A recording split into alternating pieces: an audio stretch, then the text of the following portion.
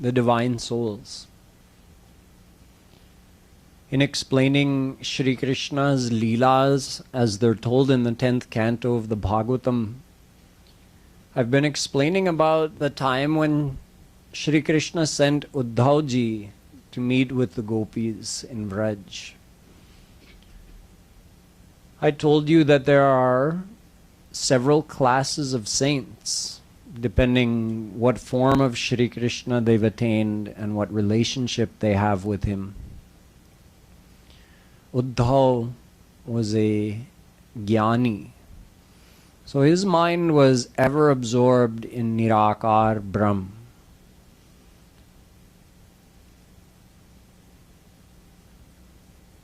A Bhakta saint is one who has attained the personal form of God, Sakar Brahm.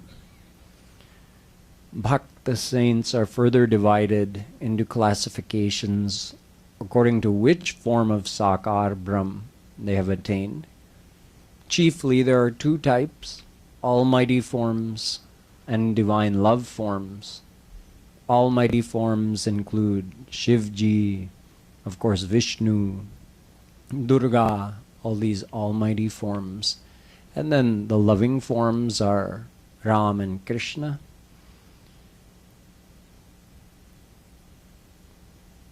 Those who have attained Ram or Krishna, they get an added benefit, you could say, that they get to participate in their Leelas. And there's a special ras in the Leelas. From the bliss of formless God that we call brahmanand to the bliss of the personal form of God in his almighty forms called aishwaryanand, to the bliss of Ram and Krishna's Leelas, which we call premanand, there's not a difference in amount. They're all unlimited. But there's a qualitative difference. There's a special quality to the ras that you get in Shri Krishna's Leelas. It has been compared to if you have a, let's say you have a flower and it's in a bud form, a rose flower, which would have a beautiful fragrance if it's an Indian rose, but the bud isn't open. So the bud is nice to look at, but it's not revealing all of its inner qualities.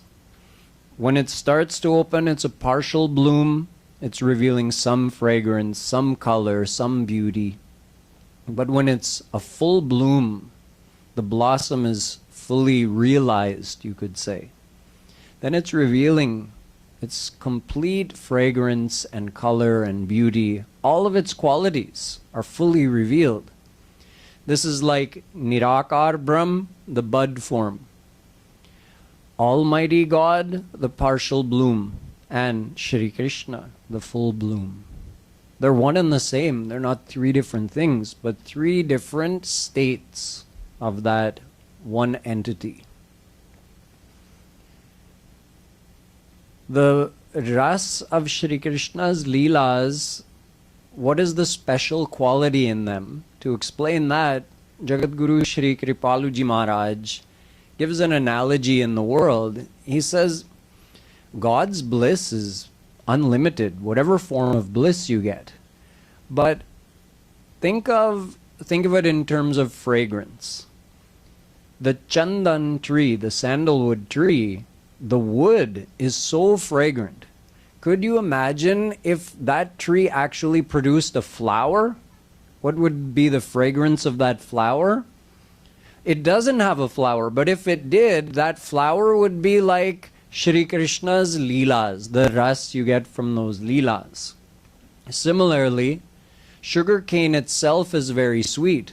Could you imagine if sugar cane bore fruit? What would the fruit of the sugar cane be like? Beyond imagination.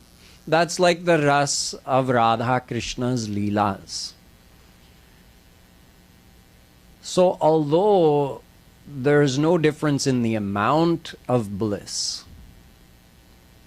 मात्रा में कोई अंतर नहीं है, लेकिन प्रेमानंद में राधा कृष्ण की लीलाओं के रस में एक विलक्षणता है जो ब्रह्मानंद में भी नहीं है और ऐश्वर्यानंद में भी नहीं है. So to try to explain this, Rupa Goswami has said, Brahmanando bhavedesha chet parardha guni krita naiti bhakti sukham bodhe paramanu tulamapi. He says, take Brahmanand, the bliss of Nirakar Brahm that the Gyanis enjoy. Take that unlimited bliss on one side, and on the other side, just take one paramanu of that, one of premanand. He calls it bhakti. It means the divine bhakti. So over here you have the ocean of bhakti, the ocean of Shri Krishna's ras, of his divine love leelas. Take one paramanu, a tiny micro particle of that premanand, and over here take Brahmanand and multiply it by one parard. A parard is 155 trillion. It's a little more than that. So that much Brahmanand compared to one fraction of a particle of Premanand, natulamapi. You still can't compare the two. That even that much Premanand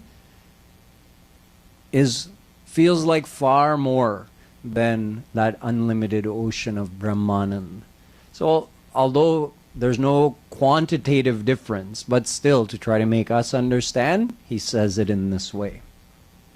So anyway, I've given you the technical background to be able to understand what Shri Krishna was sending Uddhao ji into.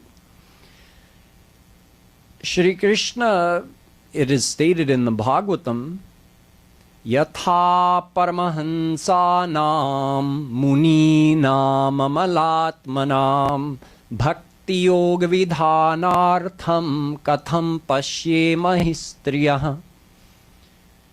Kunti Devi says that one of the reasons for Shri Krishna's avatar is to make paramahansas into Shree Paramahans by giving them bhakti. A paramahans means a jnani whose mind is fully absorbed in brahmanand. So those paramahans, if they leave their body in that state, they enter the state of moksha, and they never experience the ras of Radha Krishna's Leelas. Ever. No chance. So to make that Paramahans into a Shree Paramahans by giving them his Premanand, Shri Krishna takes avatar. That's one of the reasons for his avatar. So he's thinking, here it is stated in the scriptures that one of my reasons for coming on this earth is to give Gyanis the chance to experience the ras of Premanand, and here's my personal friend and advisor in Mathura who's bereft of that. And if I tell him about it, he's not going to accept that from me because he looks at me as a friend. So I have to somehow arrange this for him. So he sent him to the Gopis, and the Gopis are those topmost Rasik Mahapurush. They have that Premanand that makes Brahmanand look like nothing. And not only that, within that vast field of Premanand, they have the topmost classification, being Samartha Rati Madhurya Bhav saints of Shri Krishna, which is why only the Gopis are qualified to enter into Maharaj and experience other amazingly sweet Leelas of Radha Krishna that happen in Kunj, Nikunj, Nibrit Nikunj of Vrindavan. So he's sending Uddhao to the acharyas of bhakti. Meaning, if you want to learn bhakti, go to a gopi. There could be no greater professor in the whole universe than a gopi to teach you about bhakti. But Uddhao is thinking, I'm a jnani, I have studied Vedas. On the basis of those Vedas, I've renounced this world. I have no attachments remaining. My mind is always absorbed in the knowledge, Aham Brahmasmi, I am Brahm. Because formless God pervades me, there is no separation between me and Brahm. So Uddhao has that Jnana-abhiman. He has the false pride of his knowledge, and he thinks he knows everything there is to know about Shri Krishna. So Shri Krishna is sending him to someone who knows far more than he knows. Their experience far exceeds anything he's ever experienced, and yet he thinks he's going to teach them. This is what Shri Krishna has told him, that the gopis are very attached to me, Uddhao. They don't understand this, this Brahma Gyan you have, that main Brahma hu, or kisi se attachment nahi karna hai. Don't attach your mind anywhere in the world. Just know that you are God. They don't have this knowledge, Uddhao. That's why they're suffering in my separation. Can you go and teach them? Oh, yes, sure, yes. Illiterate women of Braj, I'll go and give them my knowledge. So Uddhao is going with one thing in mind, and Shri Krishna knows something else is going to happen. So he reaches Braj, and it was late afternoon. Unbeknownst to anyone else, he spent the night with Nanda Baba and Yashoda. Before going, Uddhao had asked Shri Krishna that, what if when I meet your mother, Yashoda Maiya, what if she asks me, why hasn't my son come back to me? Or will he come back to me? When will he come back to me? It's been many years. So Shri Krishna said, Uddhao, it's like this. When Putana came to me, she had smeared poison on her breast.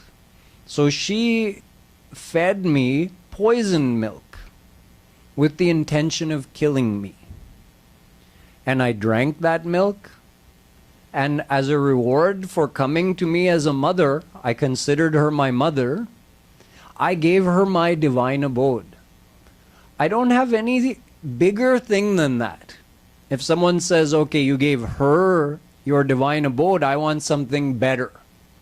There's nothing bigger and better than that.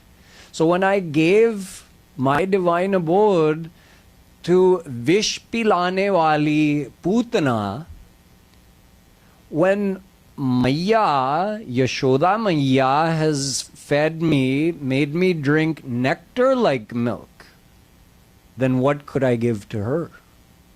I have nothing left to give to her, so it means I'm indebted to her. How can I go back without anything to pay that debt? My whole life, she raised me, kept me, gave me affection, gave me her nectar like milk to drink, and what do I have to offer her in return? Nothing. So, in one of Kripalu Maharaj's Pad Kirtan, he says, just like if in a town there's someone who builds up a big debt, he might run away from that town. And only when he gets enough money to pay off his debt, then he'll come back. And until then, he stays away.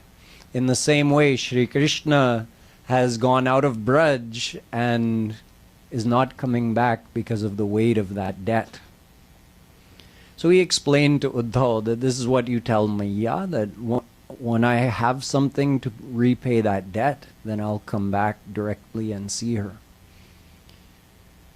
So he spent the night talking with Yashoda Maiya, Nand Baba. And in the morning, he did his prayers, did his morning routine, and Gopis noticed. Gopis are also up early churning the butter, churning the curd to make butter. And once it got light enough, they noticed this beautiful golden chariot parked outside of Yashoda and Nanda Baba's, and they thought, this must be someone from Mathura. Who else would be driving such an amazing chariot? And if it's someone from Mathura, they must have news of our beloved Krishna. So they went and they saw Uddhao. Now, Uddhao ji is meeting Gopis. Uddhao also brought a letter from Shri Krishna. Shri Krishna himself wrote a letter to the Gopis and sent it with Uddhao. Not only were the Gopis there, Radha Rani was there. All the Gopis surrounded Uddhao and started questioning him about Shri Krishna. How is he? Is he happy? How is he doing? What is he doing? Is our beloved keeping well? And when Uddhao pulled out the letter, the Gopis said, oh, this is from Krishna. Here, let me read it. So one Gopi tries to read, and seeing that Shri Krishna has written this letter with his own hand, she can't even say the first word of the letter. She's got tears streaming down her face, and she can't even see what's written. So the Gopi beside her takes it and starts trying to read a few words. She also can't finish the letter. The next Gopi takes it. In this way, Uddhao is now he's just standing and watching. And he's seeing the depth of the love Gopis have for Shri Krishna. Now at this point, he's still thinking it's just like the same as our material attachment. He doesn't realize what he's seeing. Over here, Radha Rani, alag se baithi hai. She's sitting on the side, and she is in her own state of samadhi. There are 8 stages, 8 classes of divine love that premanand I told you about, or divine bhakti, siddha bhakti. It's divided into prema bhakti, sneha bhakti, mana bhakti, pranaya bhakti, raga bhakti, anuraga bhakti, bhavavesh bhakti, and the 8th one, Mahabhao bhakti. Of all those stages, only the Smartha Rati Madhurya Bhav Gopis reach to the Mahabhao bhakti. And of course, Radha Krishna are always in Mahabhao bhakti. But even Mahabhao has different classifications. So you have Rudha Mahabhav and you have Adhirudha Mahabhav. Adhirudha is higher. Adhirudha Mahabhav is also of 2 types. Madan and Modan. Modan in Viraha. See, Madan and Modan, they're both experienced in Milan with Shri Krishna. But in Viraha, that Modan Ras becomes Mohan Ras. And Mohan Ras, in a further elevated state, is called Divyonmad. And there are 10 states of this Divyonmad avastha of Radha Rani. They're given names like Ujjalp, Sujalp, Pratijalp. There's 10 different states. So these are states Radha Rani goes into when she's in Viraha of Shri Krishna, and these are such high states that no Gopi reaches. even Shri Krishna doesn't reach. There's one more state beyond that called Madanakya Mahabhao. That's Radha Rani's reserved seat. Even Shri Krishna doesn't, his mind drowns before he can experience or know about that Madanakya state. So Radha Rani is in these 10 states of Divyonmad. This is revealed in a song called the Bhramar Geet. She's sitting off on the side. Uddhao ji notices, and he sees her talking to a bumblebee. And this bumblebee has come from Shri Krishna. He's a messenger from Shri Krishna, and she's chastising this bumblebee. That you go back to your master. The words don't reveal, you would say you would have to be a gopi saint of that class to read those shloks. It's just 10 shloks, makes up Bhramar Geet, and in each shlok, Radha Rani is entering into a different state of that Divyonmad. Each shlok represents one of those states. So she's just talking to the bumblebee, and she's going through these states of Mahabhao, which means these are states of samadhi, states of absorption in the divine love, divine ras. And Uddhao is over here in his brahmanand, which is just like a flat line. And all the way, you have brahmanand, aishwaryanand, premanand, then 8 stages of premanand, the highest one being Mahabhao. And even within that, Rud, Adhirud, Madan, Modan, Mohan, Divyonmad. So he has no idea what he's witnessing. If Uddhao ji would have no idea, what would we know by reading 10 shloks in the Bhagwatam? What Radha Rani is saying to this bumblebee. Uddhao ji, though, has enough humbleness to realize that there's something going on here that is beyond his intellect. So he's now starting to get a little bit of a glimpse that there's more than just, this is not just simple attachment like what you see in the world. In fact, they're worlds apart. Attachment to Shri Krishna versus attachment in the world, they're like opposites. Attachment in the world leads to rebirth in the world. Attachment to Shri Krishna, even in the case of Kubja, which I told you, where she just had concern for her own self, I'll be so happy if I get to be with Shri Krishna.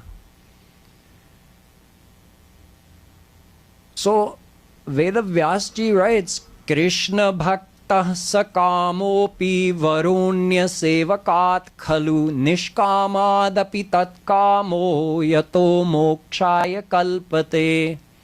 He says, a sakam bhakt of Shri Krishna,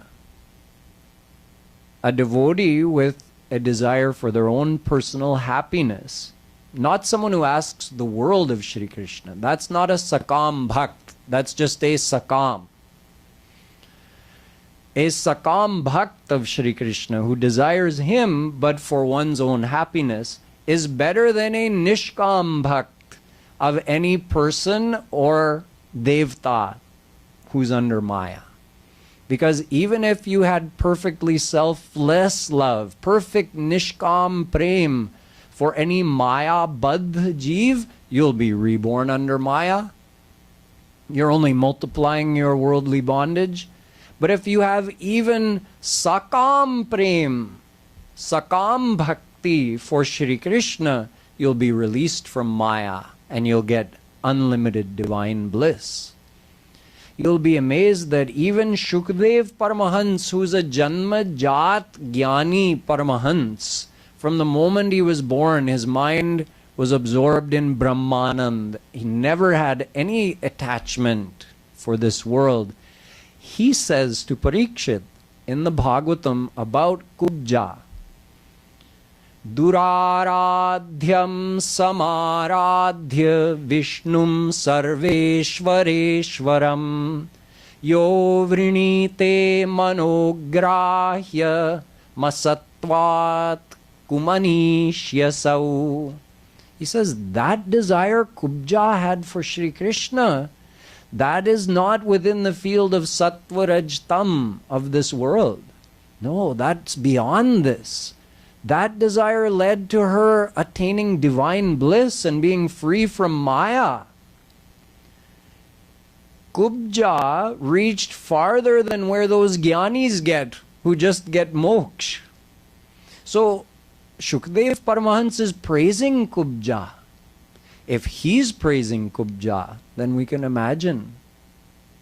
She who is just at the level of Sadharani Rati Madhurya Bhav, what could be the height of the Gopis, and what would be the level of respect he has for them?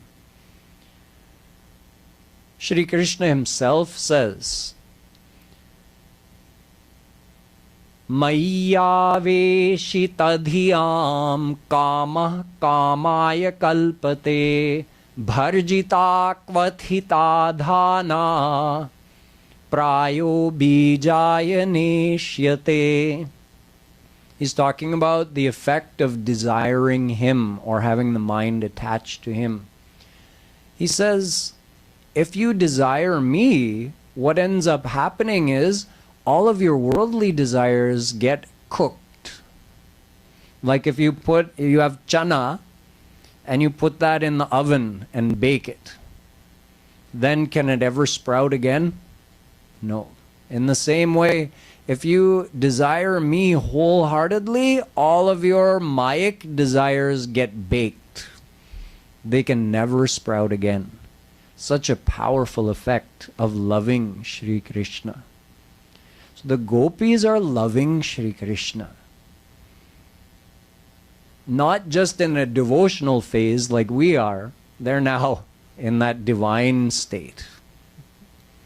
So Uddhao ji is starting to realize, but he's still doing his duty as sent by Shri Krishna, and he's saying, okay, now gopis, would you like some gyan? You're missing your beloved Krishna so much. Let me try to help you. You should, instead of attaching your mind to him, just take your mind and think, I am Brahm, and leaving all the attachments, just think of formless Brahm. Gopis say, Uddhao ji man na bhaye das bis. Oh, Uddhao ji, we only have one mind. And your friend took our hearts with him when he went to Mathura. Took our minds with him when he went to Mathura. So with what mind will we remember your Nirakar Brahm? Our mind is gone with him. Yes, but gopis, attachment leads to suffering. You should do yoga. Follow the path of Gyan. So gopis listened for quite a while. But eventually, they put Uddhao ji in his place. They told him, Uddhao, you believe you have knowledge of God? Your knowledge of God is still adhura. It's still incomplete. Because you only believe God to be formless. We know that your same God, formless God, is here with us now in the form of Shri Krishna. You think Shri Krishna is in Mathura? Uddhao, you're wrong. He's here with us now. You can't see him. But we see him. We know that Shri Krishna is omnipresent. You think only his divine formless effulgence of his body is omnipresent. No, he is omnipresent in his personal form. So your knowledge, Uddhao, is very little. In fact, what you should do is take what knowledge you have, go down to the bank of Yamuna ji and throw it in the river. Come back to Radha Rani and bow to her feet. Surrender your intellect. And Uddhao did just that. He forgot about his knowledge. He surrendered to Radha Rani, to the Gopis. He made those Gopis his guru. And with their grace, he saw Krishna everywhere here in Braj. Oh, he never left Braj? Mujhe bhram tha कि मथुरा चले गए थे. Nay, he's right here now with gopis. So this whole Leela of the Viraha of gopis, I explained to you that that's part of the divine experience. Sometimes you feel Milan, sometimes you feel Viraha. It was fulfilling part of Shri Krishna's purpose to reveal that Viraha of gopis. Because seeing the extent of gopis' longing, you can guess the extent of their love for Shri Krishna. If your beloved is far away and you haven't seen them in a long time, and you don't feel but a small pang of longing to meet them again, it means you only have that much love for them. The amount of love can be told by the amount of longing, the amount of viraha to meet your beloved. So, part of what Shri Krishna wanted to do was to make it known what the greatness of gopis is. So that was revealed partly through their viraha. They also taught the souls that you can do devotion like this. See how we're pining for Shri Krishna? You can also do that. So adopting those feelings of viraha, trying to develop that longing for Shri Krishna, that's a part of devotion. Shunyayitam jagat sarvam govinda virahena me. Chaitanya Mahaprabhu ji says, when you get to that extreme extent of longing, where tears are streaming continuously from your eyes, and the whole world seems shunya to you without your Govinda by your side, then that's when you know your heart has been purified and you're very close to meeting your beloved face to face. So developing that viraha becomes a lot easier when you see the example of the gopis. Even though we are not at their level, but in our Rup Dhyan, we can think like a gopi. We can try to emulate the feelings of the gopis in our own devotion. So Uddhao ji was graced by Radha Rani and the gopis to now realize a higher state of knowledge. Before, he only knew that formless God was everywhere. And now he understood that Shri Krishna, who is the basis of formless God, is also omnipresent. And he experienced that premanand of Shri Krishna with the grace of gopis. He stayed in Braj for months. 6 months passed. And it felt like a couple of days for him, because he was so absorbed. He was just wandering around, being with Krishna, seeing Krishna's Leelas, longing for Krishna, like the gopis. And one day he asked a gopi, how long have I been here? Oh, Uddhao ji, you've been here for 6 months. So then Uddhao is thinking, Krishna sent me here to deliver a message to the gopis and go back. He must be wondering what happened to me. Of course, Krishna knew, he hoped exactly what would happen. So Uddhao, now that he's somewhat come to his senses, he praised gopis. Kve ma striyo vanacharir vyabhichar dushta Krishne kvachaish paramatmani rudha bhava Nanvishvaro nubhajato vidushopi sakshat shreyastano tyagadara. The gopis if you just look with your physical eyes, you see uneducated ladies who live in the forest who loved Shri Krishna. But the effect of loving Shri Krishna, he says, is like taking the king of all medicines. It doesn't matter what your level of knowledge is about the qualities of that medicine. If you make use of it, you get the effect of it. So the gopis loved Shri Krishna with a pure love. They loved Shri Krishna with all of their heart.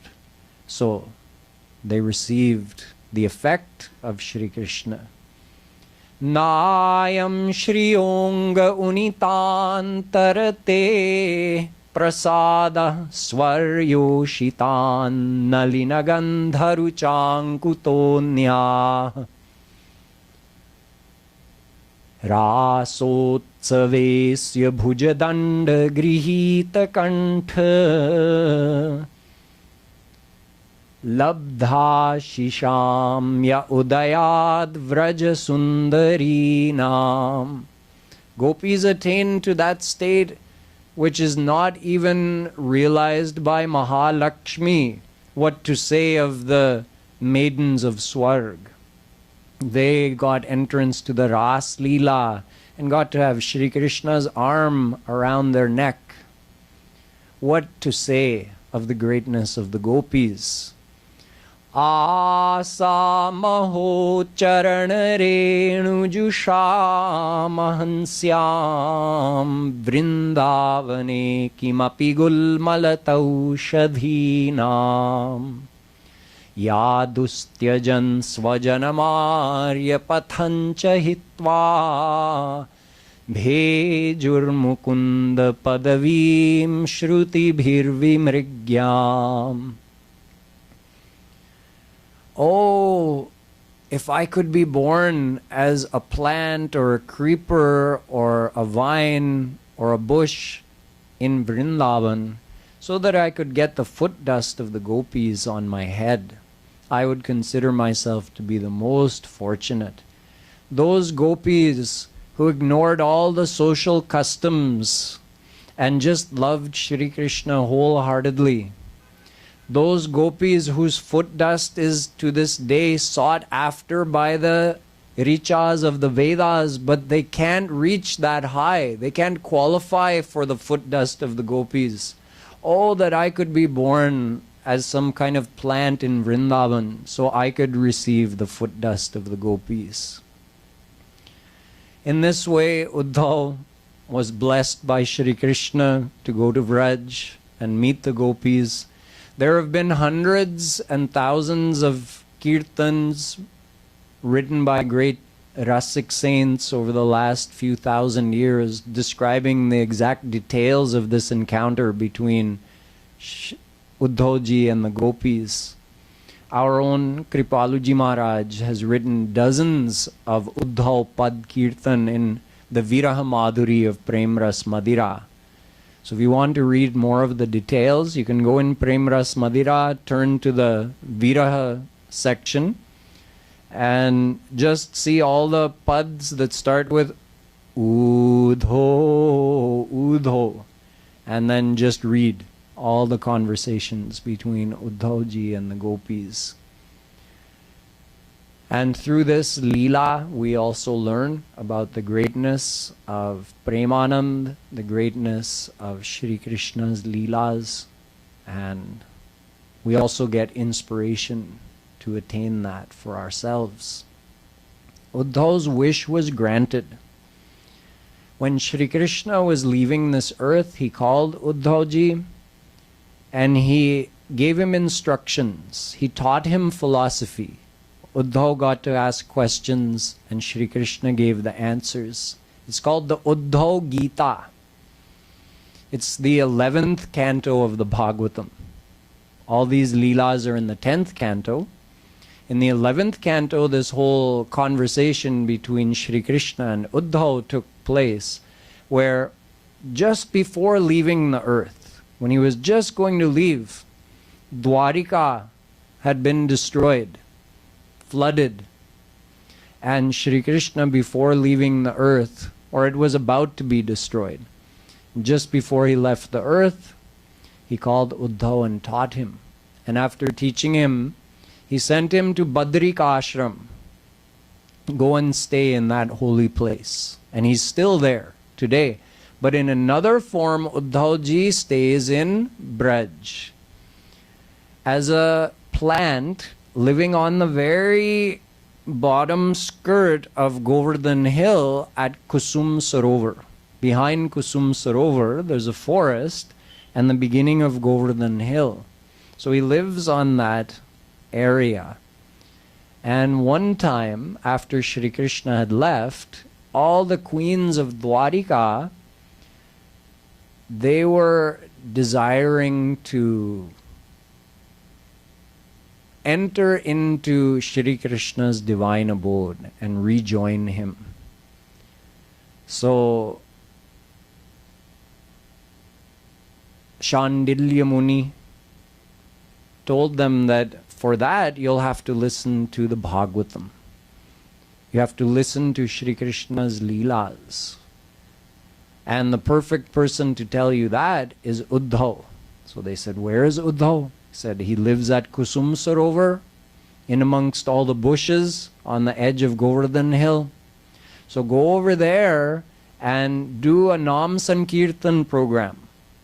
So they all went, they arranged, thousands of people went, and of course all the queens. And they started doing a big kirtan program, singing Shri Krishna's name. And before long, Uddhao ji appeared out of the bushes walking in his human form and came and joined their kirtan, and then they prepared a proper asana for him and he sat down, and for 1 month he told the Leelas of Shri Krishna in the form of the Bhagwatam. And after hearing those Leelas, all the queens entered into Shri Krishna's divine abode. So they've disappeared from Braj and entered into the divine abode where they could experience Shri Krishna's Leelas eternally. So this is the Leela of Uddhao ji meeting the Gopis. Tomorrow, we only have 2 days left, but tomorrow I'll continue and tell you about the time when the queens of Dwarika, Rukmini, Satyabhama, etc., got the chance to actually meet not only the Gopis, but Radha Rani. There was a big festival happening in Kurukshetra. It was after the Mahabharata war had happened. There was a big festival happening in Kurukshetra. And at that time, in that place, they all met. And in fact, Shri Krishna even met the Gopis and Radha. It had been 100 years since he had left Braj. So they all met there. What happened during that Leela, I'll discuss with you tomorrow. Boliye Vrindavan Bihari Lal Ki.